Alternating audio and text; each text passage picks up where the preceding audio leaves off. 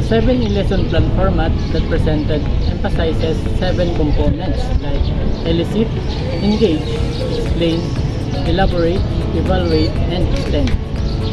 The structure ensures students are actively engaged, explore concepts, receive explanations, apply their understanding, and are assessed comprehensively. The introduction, explicit teaching, guide practice, independent working time, extend, and review are the 6 components that make up the 7 lesson plan approach. The 5 lesson plan model, on the other hand, is divided into 4. Main section, the agreement, subject matter, which includes instructional materials, content and references. Learning procedure, which includes the lesson proper and preliminaries in the context of the 5P model, and standard and specific learning objective. In contrast, the 6 components of standard lesson plan are motivation, generalization, application, evaluation, and assignment. Though developing the learning objectives is a difficult task, the recommended lesson plan is well organized. It stresses how each plan element and the goals are in the with one another. Making assignments is something I personally find easy.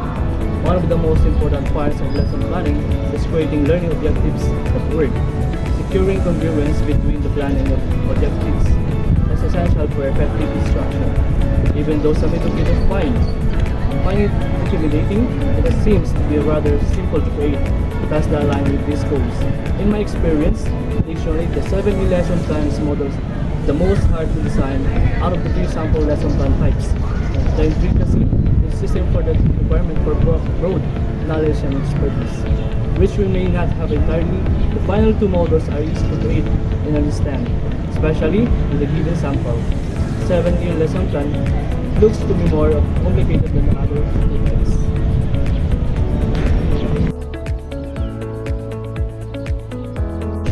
I observed that Circagunos uses both tangible and intangible resources in teaching methods. In order to get students to actively participate in discussion, in order to finish the printed module and after delivers them without include some concept, along with being time efficient, this method encourages engagement and successful learning.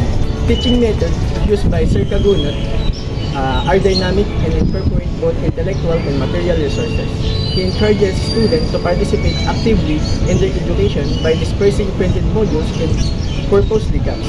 This participatory approach fosters effective learning via group engagement in addition to optimizing the time management.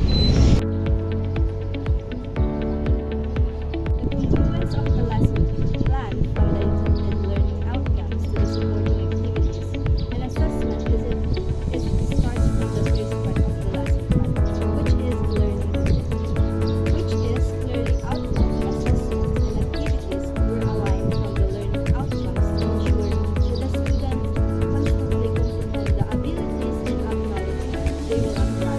It is crucial to match the learning objectives with activities and evaluation, both lesson processes and activities, effectively cover the learning objectives.